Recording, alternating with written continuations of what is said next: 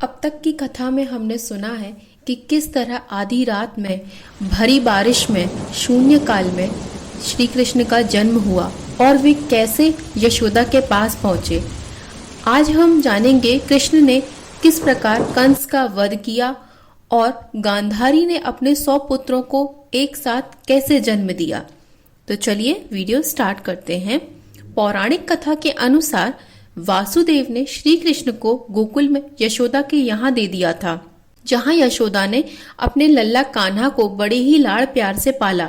भगवान श्री कृष्ण के बचपन के नटखट तो हम सभी जानते हैं।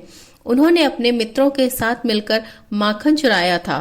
कालिया नाग का वध भी श्री कृष्ण की प्रचलित बाल लीलाओं में से एक है। श्री कृष्ण ने अपने भाई बलराम के साथ मिलकर जहरीले कालिया नाग का वध कर दिया था।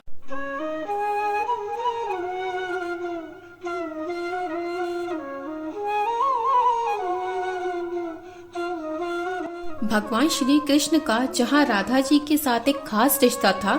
कृष्ण की बंसी की धुनें राधा को खूब भाती थी। पूरे गांव में राधा कृष्ण की रास लीलाएं खूब चर्चित हैं। गांव की गोपियां भी कृष्ण की बांसुरी की खूब दीवानी थीं। गोवर्धन पर्वत की कहानी से भी हर कोई परिचित है, जो कि उनकी प्रचलित लीलाओं में से एक है, जिसमें इंद्रदेव श्री कृष्ण की लीलाओं से अनजान थे और उन्होंने गुस्से में गांव में बहुत तेज बारिश कर दी। गांव वालों को बचाने के लिए श्री कृष्ण ने गोवर्धन पर्वत को अपनी एक उंगली पर उठा लिया था और सभी मथुरा वासियों को उसके नीचे शरण दे दी। 7 दिन बीतने के बाद बिना कुछ खाए श्री कृष्ण गोवर्धन पर्वत को उठाए खड़े रहे और 8वें दिन बारिश रुकने पर गांव वासियों को बाहर निकाला गया। कार्तिक मास में अन्नकूट की पूजा भी श्री कृष्ण के द्वारा ही आरंभ की गई। चूँकि श्री कृष्ण को 8 प्रहर भोग लगता था, परंतु गोवर्धन पर्वत को उठाए रखने के कारण उन्होंने 7 दिन तक कुछ नहीं खाया था। तब गांव वासियों ने उन्हें 7 दिन और 8 प्रहर का भोग एक साथ खिलाया था, जिसको हम 56 भोग के नाम से भी जानते हैं। कंस के वध के लिए ही श्री कृष्ण ने अवतार लिया था। कंस ने श्री कृष्ण को मारने के लिए कई उपाय अपनाए, लेकिन वे सभी विफल रहे। श्री कृष्ण और बलराम के अद्भुत पराक्रम को देखकर कंस ने उन्हें एक पहलवान के हाथों मरवाना तय किया। इसके लिए कंस ने श्री कृष्ण और बलराम को पहलवान से लड़ने के लिए आमंत्रित किया, लेकिन उन्होंने उस पहलवान को भी मार दिया और कंस का भी वध कर दिया। वासुदेव और देवकी को कारागार से भी मुक्त करवाया। कंस के वध के बाद कृष्ण और बलराम शिक्षा के लिए अपने गुरु के आश्रम चले गए। कुछ दिन श्री कृष्ण ने द्वारका में भी बिताई। जब तक श्री कृष्ण की शिक्षा और दीक्षा चलती है, तो चलिए मैं आपको हस्तिनापुर लिए चलता हूँ, क्योंकि वहाँ भी महाभारत के प्रमुख भूमिका निभाने वाले कौरवों का जन्म होने वाला था, जिसको लेकर गांधारी अत्यंत परेशान थी।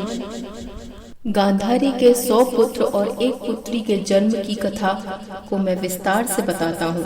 गांधारी ने अपने पूर्व जन्म में भगवान शिव की कठोर तपस्या की थी, जिससे प्रसन्न होकर शिव जी ने उन्हें 100 पुत्रों का वरदान दिया था।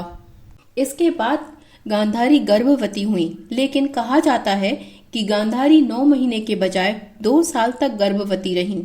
इसके बाद उन्होंने एक मांस के टुकड़े को जन्म दिया, यानी गांधारी को एक भी संतान नहीं हुई थी। इसके बाद खुद ऋषि व्यास ने इस मांस के टुकड़े को 101 हिस्सों में विभाजित कर दिया और अलग अलग घड़ों में रखवा दिया। 101 घड़ों में रखे मांस के टुकड़े से बच्चा का विकास हुआ और धीरे धीरे उन सभी घड़ों में से बच्चे निकलने लगे। उन्हें ही कौरव कहा गया। 101 घड़ों में से 100 तो कौरव भाई निकले, जबकि एक घड़े में दुशिला नाम से उनकी बहन ने जन्म लिया, जो 100 कौरवों की अकेली बहन थी। वहीं सबसे ज्येष्ठ कौरव का नाम दुर्योधन था, जो महाभारत के सबसे अहम पात्रों में से एक है। इस प्रकार 100 कौरवों का जन्म हुआ। अगर आपने मेरे वीडियो को यहाँ तक देख लिया है तो प्लीज़ इसे लाइक ज़रूर कीजिएगा, और अगर आपने मेरे चैनल को सब्सक्राइब नहीं किया है तो प्लीज़ इसे सब्सक्राइब भी ज़रूर कीजिएगा। मैं बहुत जल्द आपको महाभारत के अगले एपिसोड में मिलूंगी। धन्यवाद।